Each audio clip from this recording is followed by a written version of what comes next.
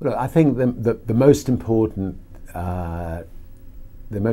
thing about running a company is to remember all the time what a company is. A company is simply a group of people, and as a leader of people, you have to be a great listener, you have to be a great motivator, you have to be very good at praising and looking for the best in people.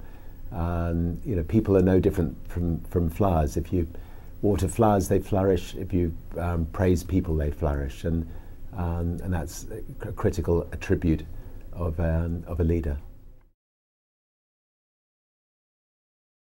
You know, there is a very thin dividing line between success and failure. Most people who set up in business without financial backing, they fail at some times in their lives. And you know, I've only just stayed at the right side of that dividing line. For instance, just after we had a record company, I was fed up flying on other people's airlines. I felt that the experience of flying on other people's airlines was an unpleasant one, and I decided to set up an airline. Our bank went into complete panic attack.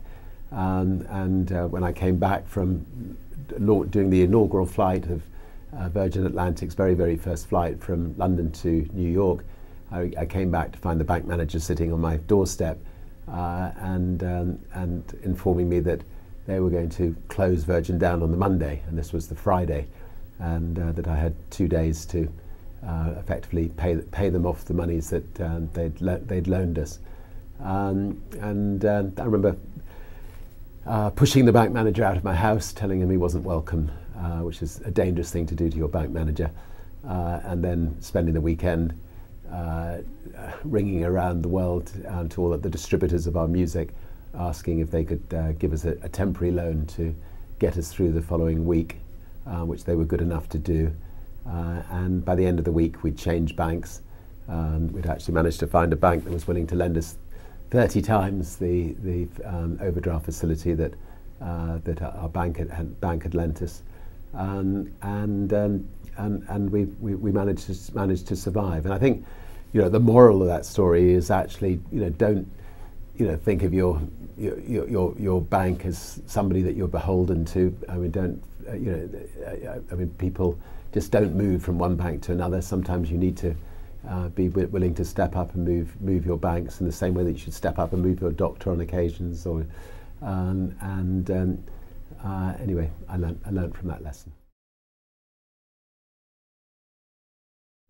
Virgin does work very well without me. I mean, I use myself to build the brand, to build, you know, the sort of 300 or 400 companies around the world. But I also learnt the art of delegation. I have a fantastic team of people who run the Virgin companies, give them a lot of freedom to run the companies as if they were their own companies, give them the freedom to make mistakes. And you know, the Virgin brand is now maybe one of the top 20 brands in the world, well respected. And you know, when my balloon bursts, Virgin will continue to flourish. And you know, maybe I had the icing on the cake on occasions. Maybe they'll have to spend a bit more money on marketing, but fortunately, you know, Virgin is in a state where it can live on healthily without me.